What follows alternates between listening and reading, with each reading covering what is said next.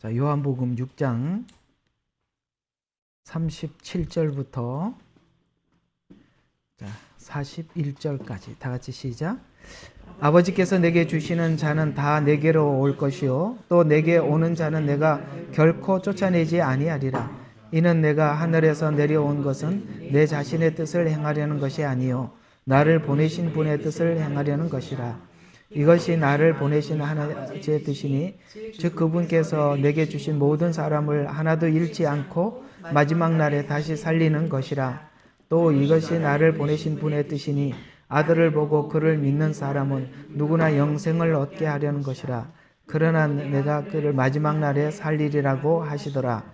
그때의 유대인들이 주에 관하여서 수군거리니 이는 주께서 말씀하시기를 나는 하늘에서 내려온 빵이라고 하셨기 때문이라. 아멘. 이스라엘 백성들은 지난날 구약 성경을 통해서 광야에서 하나님께서 만나를 내려주셔서 그것을 먹고 광야 생활을 지내왔다라는 것을 잘 알고 있죠. 예수님은 오셔서 모세를 통해서 이스라엘 백성들에게 주었던 그 만나, 오늘 여기는 떡이라고 표현을 하고 있는데 그걸 이야기를 하면서 그들에게 너희들이 마치 광야에서 하늘에서 내려온 떡, 요게 이제 포인트예요. 하늘에서 내려온, 요게 이제 중요한 이야기거든요. 그런 것처럼 나도 하늘에서 내려온 떡이다. 그래서 나를 먹고 마시고 내 피를 먹고 마시는 자마다 영생이 있고 생명을 얻게 된다. 이렇게 설명을 했더니 제자들은 알아들어. 근데 그 제자들 중에서도 많이 떠나갔어요. 근데 이 많이 떠나간 제자들은 나중에 다시 돌아올 겁니다.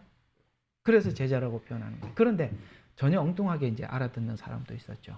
야, 너가 요셉의 아들이라는 걸 내가 뻔히 알고 있는데 네가 어떻게 하늘에서 내려온 떡이냐? 야, 정말 이 말은 어렵도다. 알기 힘들다. 이렇게 얘기했던 사람들도 있었죠. 그러니까 사실 이 얘기를 했을 때 여러 종류의 사람들이 있었다는 것을 우리가 알 수 있어요. 하나는 뭐예요? 제자들이에요. 그래서 이 제자들은 이 말을 하고 난 뒤에 67절에 보면 예수님이 이런 질문을 하세요. 그러므로 예수께서 열둘에게 말씀하시기를 너희도 가랴느냐? 이렇게 물었어요. 그랬더니 시몬 베드로가 대답하기를 주여 우리가 누구에게로 가오리까?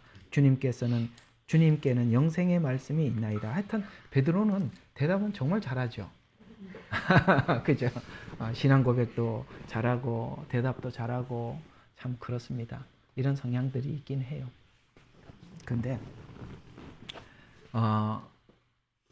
똑같은 이야기를 했는데 야 이게 무슨 말이냐 어렵다 이렇게 하는 사람도 있고 이 말을 알아듣고 영생의 말씀이 주께 있습니다 라고 이렇게 고백하는 사람들도 있고 예수님을 따라다니겠다고 온 제자들도 이 말은 지금은 내가 못 알아듣겠다 하고 간 사람들도 있고 그러니까 이렇게 여러 부류들이 있더라라는 것이에요. 여기서 우리가 좀 찾아볼 수 있는 것은 이런 이야기들이거든요. 자, 한번 24절부터 한번 보십시다. 그러므로 우리 무리가 예수나 제자들이 그곳에 없는 것을 보고 그들이 배를 타고 예수를 찾으려 가버나움에 갔어요. 자, 이게 처음에 영생의 말씀이 예수님께 있다라고 알고 출발한 게 아니라 예수님을 찾으러 가버나움에 갔는데 왜 찾으러 갔느냐가 그 뒤에 나와요. 자, 그들이 바다 건너편에 주를 만나 말씀드리기 랍비여 언제 여기에 오셨나이까? 라고 하니 예수께서 그들에게 대답하시어 말씀하시기를 진실로 진실로 내가 너희에게 이르노니 너희가 나를 찾는 것은 지금 아까 찾으러 왔다 그랬잖아요. 근데 찾으러 온 것이 뭐 때문에 왔다고요? 기적을 보았기 때문이라. 빵을 먹고 배부른 까닭이라. 라고 이렇게 말씀하죠. 그러니까 지금 예수님은 자기가 영혼의 빵이고 영생의 빵이라고 빵을 소개하고 있는데 이 사람들은 먹는 빵으로 그렇게 오해를 하더라는 거예요. 그러니까 우리가 예수님을 오늘 영생의 말씀이, 그러니까 말씀이, 그러니까 빵이 지금 말씀이 됐잖아요. 아까 그 베드로의 고백대로 하면, 그죠? 그 빵이 그 영생의 말씀이 되었고, 영생의 말씀이 주께 있사오매 내가 어디로 갑니까? 라고 예수님을 다니기로 결정을 했지만, 처음에 우리가 이렇게 예수님 앞에 들어오는 이 접근 방법은 찾으러 갔는데, 영생의 빵인 예수님을 찾으러 간 게 아니라 손에 들어있는 빵을 찾으러 갔다가 영생의 빵을 만난 거예요.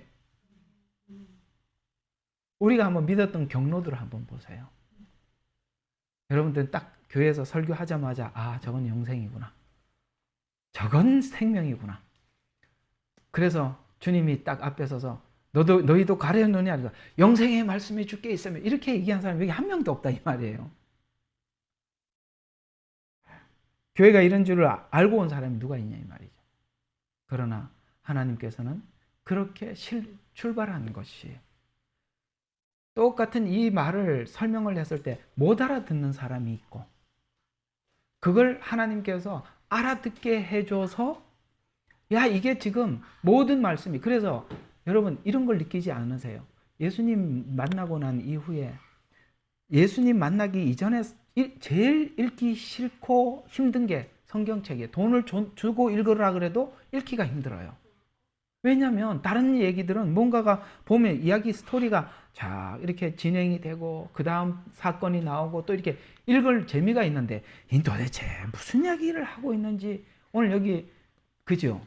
이 지금 사람, 너 요셉의 아들이 뭔 소리 하는 거야? 이렇게 얘기하는 것처럼 알아들을 수가 없는데, 이상하게 우리가 알아들어지고 믿어지고 이 세상의 어떤 책보다 바꿀 수 없는 성경이 되었고, 우리 인생의 방향을 바꿔놓고 우리의 삶의 목적을 바꾸는 책이 되어버렸지 않습니까? 근데 그 시작이 처음부터 여러분들이 이만한 가치를 가지고 성경을 본 것은 아니었다는 거예요. 이렇게 시작해서, 그래서 너희가 먹고 배부른 까닭이라 라고 하면서 예수님은 이제 이 예수님의 그 말씀의 양식이 뭔지를 이렇게 썩을 음식을 위해서 일하지 말고 영생에 이르는 음식을 위하여 일하라. 인자가 너희에게 그것을 주리니 이는 아버지 하나님께서 그를 인치셨기 때문이라. 인쳤다라는 얘기는, 예를 들어서 우리가 히브리서로 말씀드리면 온전한 제사장, 온전한 제물, 메시아, 이런 이야기가 되는 것입니다. 그래서 예수님을 인을 쳐서 그들이 주께 말씀드리기를 우리가 하나님의 일들을 하려면 무엇을 해야 하리까? 조금 발전했죠.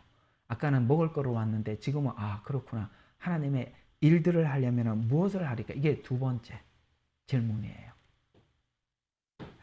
그래서 우리가 아직 이 복음에 대한 완전한 깊이 있는 이해를 하지 못하면, 아, 내가 뭔가를 하나님을 위해서 일을 해드리는 것, 이것이 정말 나를 구원하신 목적이구나, 이런 생각을 하는데, 그게 아니라 예수님 안에, 그분의 살과 피를 먹고 예수님 안에, 내가 예수님 안에, 예수님이 내 안에, 이게 목적지인데 지금은 어떤 일을 하여야, 이렇게 이야기를 하는 거예요.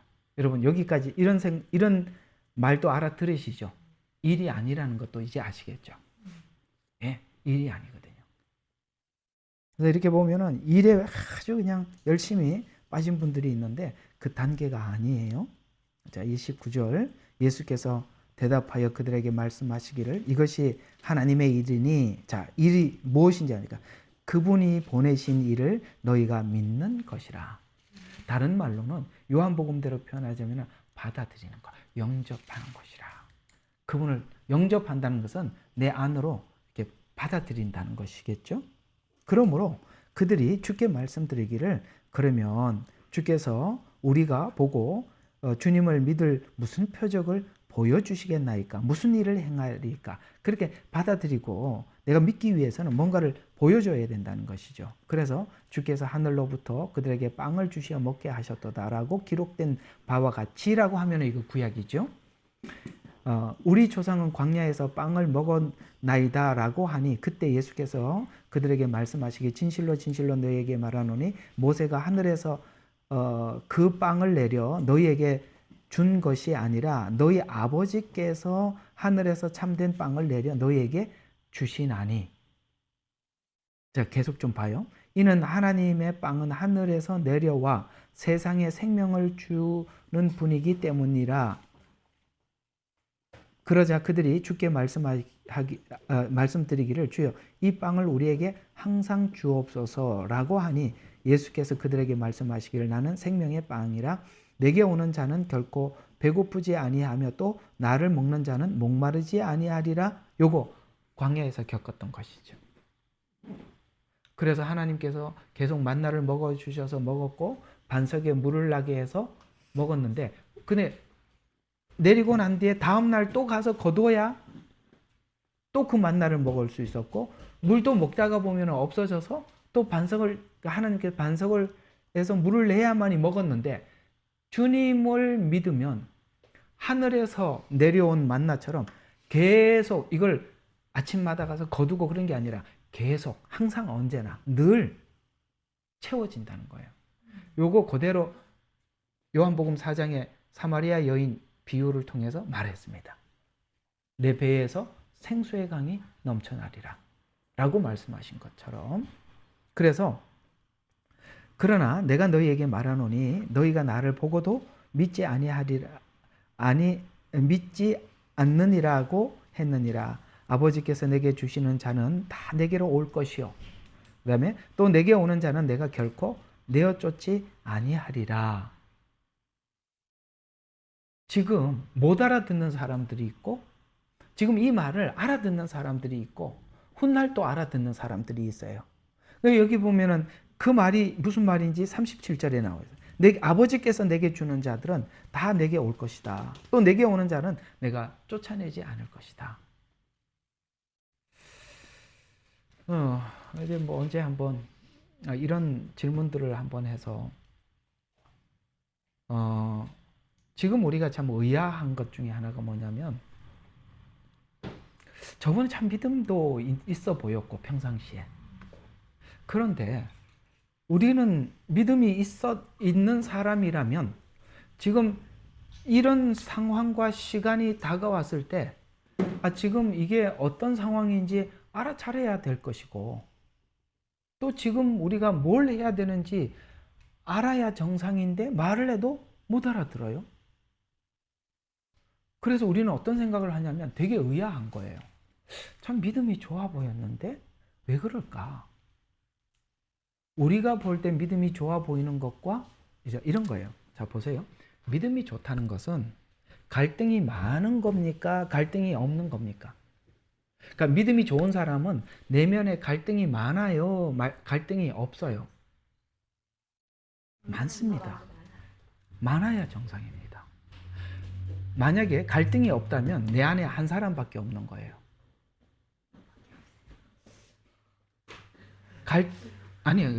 그건 다음 이야기예요. 예, 그 다음 이야기예요. 그 다음 이야기예요. 그 이야기를 하려고 하는 게 아니에요. 분명히 바울이 그렇게 말을 했어요. 내 안에는 두 사람이 있어. 겉사람과 속사람이 있어서 나는 그게 늘 갈등이 있다는 거예요.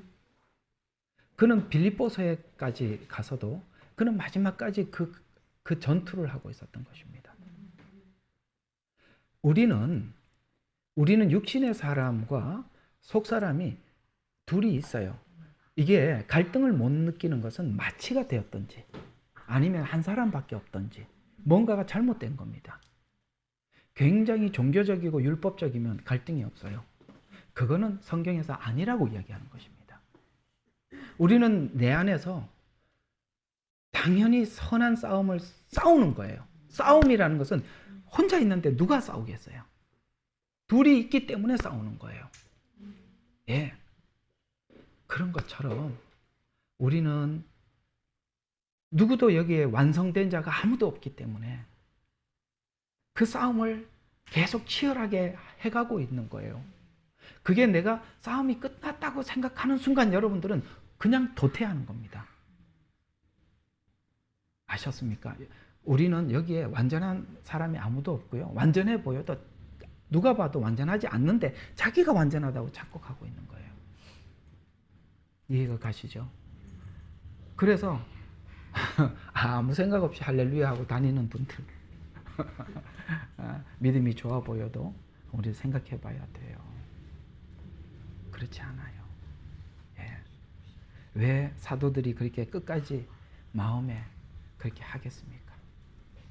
그러나 그것을 딛고 일어나서 그들은 정말 누구도 우리 모두가 정말 내가 그리스도를 본받는 것처럼 너희는 나를 본받으라라는 말들이 그가 얼마나 많은 싸움을 싸우고 그 자리에 올라가서 우리에게 권하는지 우리는 알고 있잖아요. 예. 그래서 여러분이 속에 이르는 갈등이 나는 믿음이 없나? 라는 것이 아니라 싸움이 치열할수록 여러분들은 더 속도를 내고 있다는 걸 아셔야 됩니다. 이게 가끔씩 싸우고 있구나 라고 생각하는 것은 그만큼 신앙이 게으르다는 거예요. 우리가 잘하면 잘할수록 작은 일 앞에서도 예민하게 싸움이 치열하다는 걸 느끼게 되는 거거든요.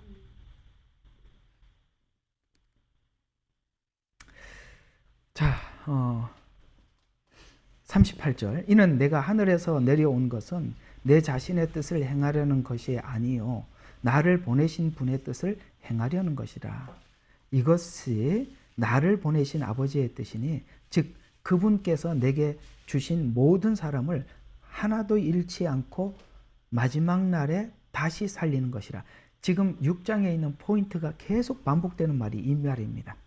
그분의 뜻을 이루는 것인데 그게 뭐냐면 하나도 잃지 않고 마지막 날에 살리는 것이다. 그러니까 지금 어떠냐가 아니라 성경은 항상 어디를 초점을 맞추고 있냐면 마지막 날에 맞추고 가고 있다는 걸 아셔야 돼요. 그러니까 지금 내가 완성된 게 아니에요. 마지막 날이라는 말들이 굉장히 많이 나오죠. 그 다음 절에 또 나오잖아요. 이것이 나를 보내신 분의 뜻이니 아들을 보고 그를 믿는 사람은 누구나 영생을 얻게 하는 것이라. 그리고 내가 그를 마지막 날에 살리리라고 하더라. 항상 종말론적으로 가는 거예요.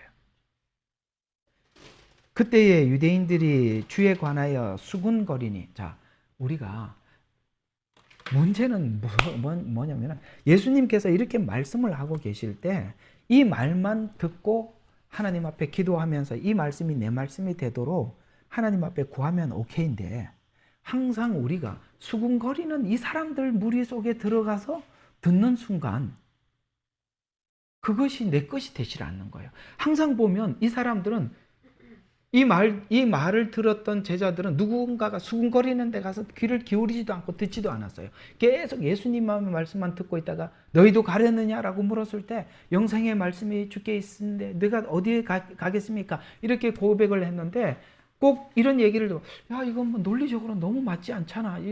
지금 저 요셉의 아들인데 지가 어떻게 하늘에서 내려온 떡이래? 이게 그리고 살과 피를 마시라니 이게 무슨 소리야? 이러는 수군거리는 무리들. 그러니까 꼭 예수님이 하고 나면 여기 6장에 보면은 이 말이 끝나자마자 이 사람들은 꼭 수군거리로 가요.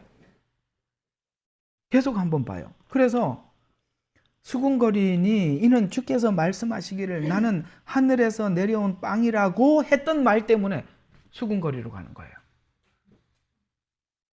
그래서 또 그들이 말하기를 이 사람은 요셉의 아들 예수가 아니냐. 이해가 가십니까? 너무나도 이성적으로, 너무나도 자기 생각 속에서 예수님을 이해하려고 했던 거거든요. 그래서 요셉의 아들 예수가 아니냐. 우리가 그의 아버지와 어머니를 알지 아니하냐. 그런데 그가 어떻게 나는 하늘에서 내려왔다고 말할 수 있느냐고 하더라. 그러므로 예수께서 대답하여 그들에게 말씀하시기를 너희는 서로 수군거리지 말라. 잘 기억하세요. 수군거리지 마라. 그러니까 이게 참 교회가 안 되려 그러면 그런 거예요. 우리 이렇게 되는 교회는 이런 일이 없는데 안 되는 교회는 꼭 설교 마치고 나면 그걸 가지고 뒤에 가서 또 이게 맞네 틀리네 이 수군거리는 그 사람들 무리 속에 이게 이런 부류가 교회에 딱 있으면 그 교회는 참 앞으로 가는 사람들은 이 사람들이 다 계속 붙잡고 앉아 있는 거예요. 수군거리지 말고 그냥 계속 하나님 말씀을 들으면 돼요. 우리 제자들은 이 무리 속에 결코 들어가지 않았었습니다. 그러므로 44절 나를 보내신 아버지께서 내게 이끌어주지 아니하면 아무도 내게로 올 수 없느니라. 그리고 내가 그를 마지막 날에 살리리라. 왜 이들이 수군거렸는지 아시겠습니까? 그래서 우리는 마지막이 되어봐야 아는 거예요. 우리가 평상시에 믿음이 좋아 보이는 사람들은 굉장히 율법적이고 종교적이기 때문에 믿음이 굉장히 좋아 보이는 겁니다. 율법적이고 종교적인 사람 얼마나 믿음 좋아 보여요. 예, 그게 마취약이라는 걸 아셔야 돼요. 마취약. 이게 목요일날 성경 공부, 골로새 교회, 그 다음에 고린도 교회, 로마 교회의 율법주의에 대해서 내가 설명을 하면서 많이 얘기했습니다. 우리가 이런 부분들에 대해서 내가 부족하고 연약해 보이는 아직 하나님 앞에 온전해 보이지 못하는 것들을 자꾸 율법적이나 종교적으로 자꾸 이렇게 그걸 보충을 해서 마치 내가 서 있는 것처럼 착각하는 거예요. 그게 무서운 거예요. 여기 바리새인들과 서기관들이 그래서 아무리 얘기를 해도 들어가질 않는 거예요. 이 말씀들이. 선지서들의 45절 선지서들에 기록되기를 그들은 모두 하나님께 가르침을 받으리라고 하였으니 구약이죠. 그들은 여기 말하는 그들은 누굽니까? 야, 이 구약에 있는 지금 이런 말들을 지금 모세오경에 있었던 사건을 그대로 인용해서 지금 예수님이 말씀하고 있잖아요. 근데 그 사실 그들이 그 모세오경에 있었던 이 사건이 신약에 와서 예수님의 초림, 예수님 십자가의 죽으심이라는 것에 대해서 그들은 그 광야에서 먹고 마시면서도 전혀 몰랐었던 거예요. 그런데 그것이 이것이다라고 말을 하니까 이들은 그게 들리는 거예요. 들리는 거라 이 말이에요. 그래서 그 말이에요. 아버지께서. 그래서 선지서들에 기록되기를 구약에 예언하기를 그들이 모두 하나님의 가르침을 받으리라. 야, 구약에 있는 이 말씀이 이렇게 연결이 되는구나. 이것이구나 라고 가르침을 받으리라고 하였으니 아버지께로부터 듣고 배운 모든 사람은 내게로 오리라.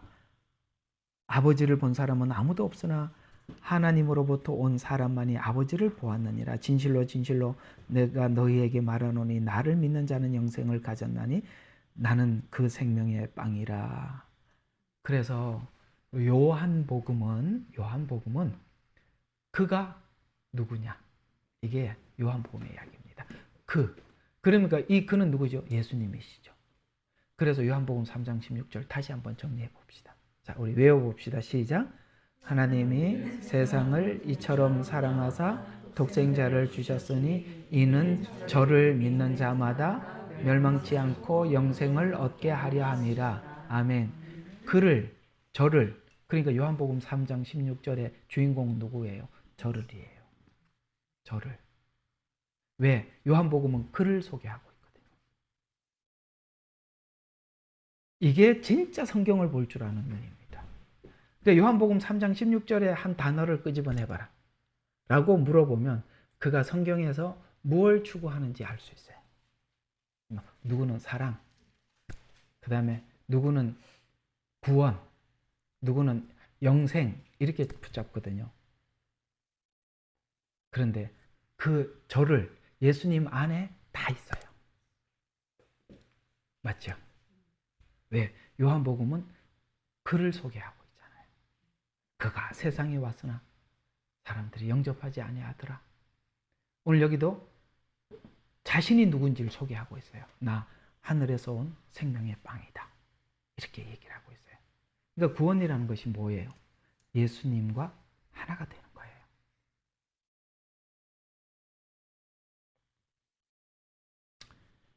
자, 계속 52절 쭉 지나가서 그때 유대인들이 자기들끼리 다투어 말하기를 어떻게 이 사람이 자기가 살을 우리에게 주어 먹고 다 어려운 이야기들이니까 이야기 나올 때마다 야, 자기 어떻게 하늘에서 내려온 빵이냐?